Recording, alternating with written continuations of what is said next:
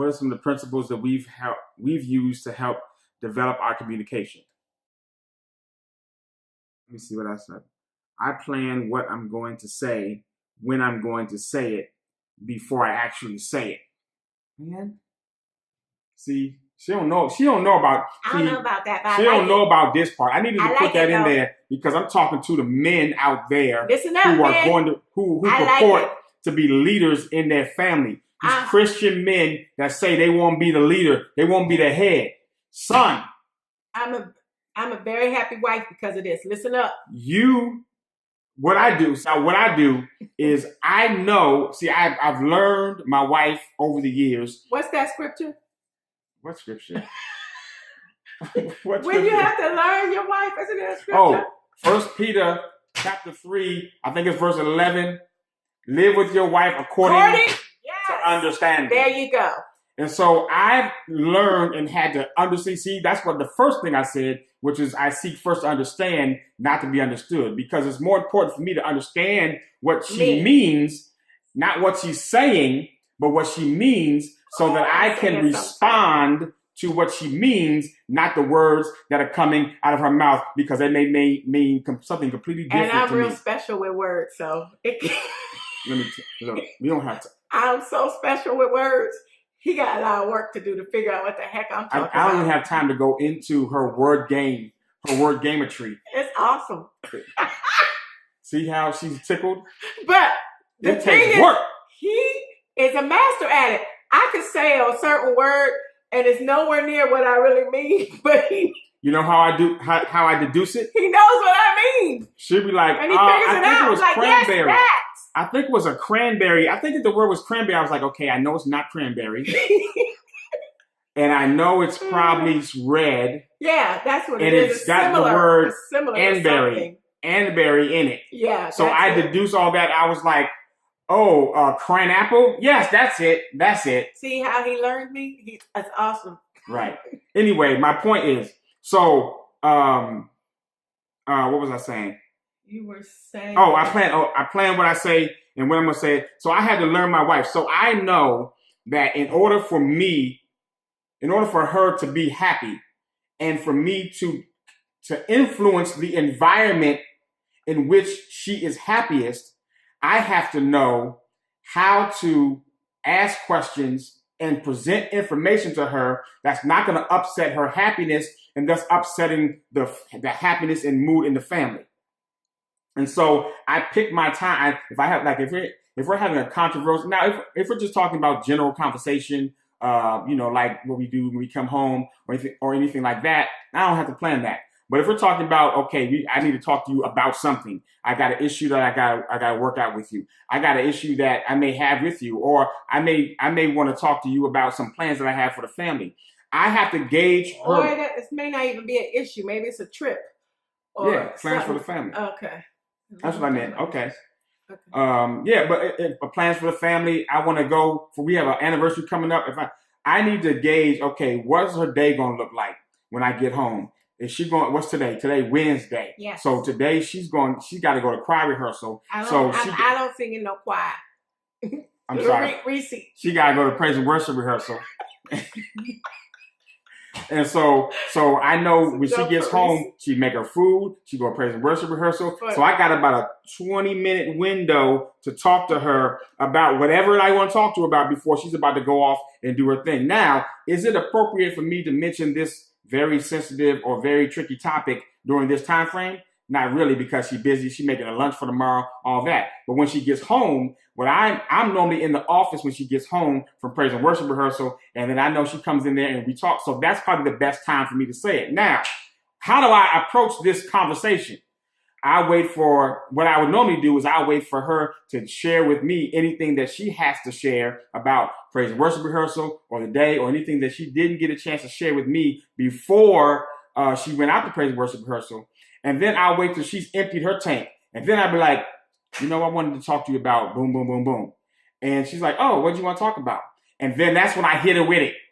And so I actually plan all that out because I want to try to maximize what it is I want to say and not have the emotional turmoil of it being at the wrong time, then I'm feeling some type of way because I feel like you're not listening to me, or you prioritize praise and worship over me, your husband. What happens when you stop singing praise and worship? Then you got to come home to me because you don't want to listen now. You might want to not go to praise and worship. See, I don't have to deal with all that because I'm very strategic in how and when I plan what I'm going to say. So fellas, if you want to be a leader in your household, then you need to be intentional about planning what you want to say, when you want to say it, to maximize the outcome that you want, even before you start talking. Bam. There you go. Good job. No Heath. comment? Okay. No. Okay. I think the last thing. Oh, as a leader of a family, I intentionally set the tone for how we communicate. I think I talked a little bit about that, about how I intentionally plan what it is I want to say and when I want to say it. But also, one of the things that I do, that I used to do, and we had to do this a lot. This is when I learned it when we first got married. Is I had to know, like I said, I had to learn my wife and understand who she is. And then I had to bob and weave and modulate and come down and ebb and flow based upon her current emotional state. You keep mentioning emotional. Yeah. So Because it's all about emotions. For were you just looking at emotions in the house or my emotions? They're the same thing. Your emotions are in the house. You don't have that much emotion though. I do have a lot of emotion. Okay, you just don't show it really. See, you don't even know. Oh. You don't even know. I do show it. I mean, I show it, but I know you show it, but it's not a I can't describe it. Never mind. Your emotions are more like, even when you excited or sleepy, not excited, you can see that emotion. But like if you're upset, it's a calm, it's not like it's like a very calm, stern upsetness. It's not all loud so your emotion is just, I guess your emotions to me look different than other emotions on everybody else. You know why? Because I'm a leader of the family. And I have to be solid and steady so that you can have calm and confidence in what I'm doing, what I say, and when I say it. That's why. Why are you talking like that? You know I like it when you talk like that. That's why. With your big shoulders and your big back. You know I like that. Stop talking like that to me. That's why you don't see all the varied emotions, because it's not your place to see it. Ooh. All right now. I have them, and I demonstrate them when the time, like when football games come on, or when I'm around other people and I'm laughing. All that emotion's fine. But if you want to follow me, then you need to be able to trust and have confidence that I'm steady. I see your emotions. Yeah. I see your emotions when you're happy and excited. I know, yeah. But the emotions that you're talking about that you don't see, they're not for you to see, because I'm your husband. Okay. All right then. But as I was saying, there's things that, what was I saying? You were talking about how you. Oh yeah, set the tone. Set the tone. I have to make sure that how I communicate and how we communicate together. That's it. That's what this is about. How we communicate together causes peace and encourages peace, and does not cause dissension or conflict or drama or something. Any of those negative things. You're right. Because I get what you're saying. Because when you set the tone, because if you were to come at me on 10. Then I'm gonna come on 100. So I understand what you're saying. And so setting the tone, and so I know that I do that because I'm intentional about monitoring where you are at any given state, right? And then modulating myself according to that. Also, another thing that I do is, and I do the same thing too. Like if you're on your mood or whatever, if you're in a good mood or bad, I kind of do the same thing. But mine is not necessarily talking or setting the tone. It's like kind of leaving you alone, letting you go into that man cave if you need to be in there for a minute, and then I'll wait till you come back out. Yeah, that's true. Another thing that I do in that is like I try to, like we argue, but we don't yell and fuss and fight really, like for long extended periods of time. Like I was talking to some couples, and they were talking about, we had an argument. I said, how long did the argument last? She said about 2 hours. What? I'm tired. Yeah, and some people that's too long. go That's in. Crazy. We had another client. We had a client, and they would argue 3-4 hours.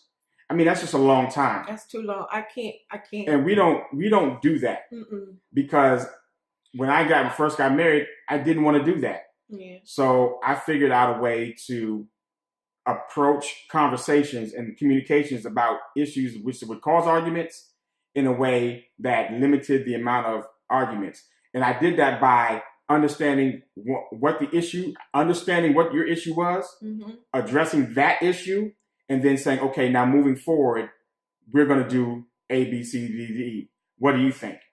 And so I always attach a resolution to the issue that we were or not always, I'll say I try to attach a resolution to the issues that we were having. But usually if we have an argument or a misunderstanding, or when we're not liking each other at a moment, it's usually because of something was done at a moment. And so it's just like, I didn't really like that. And then we might have words and then we move on. Yeah. Basically. And what I'm saying is I intentionally set that structure up so that was the outcome. So that the issues that we had were addressed. I mean, we didn't like sweep it underneath the rug. We addressed the issue. No. We talked about it. We talked about it in an irritating way. Right. We addressed the issue, and then we came up with what the solution was so that this issue didn't come up again. Right. And then we moved on. Yeah. And that's a lot of why a lot of the reasons why a lot of couples, when we first got married, would come to us and ask us for relationship advice. And we've only been married like 6 months. And they were like, 7, 18 years. Yeah. Because the solutions that we figured out worked for us, we actually did them in the beginning and we stuck to them. Right. And still do. Yeah. And still do. Right.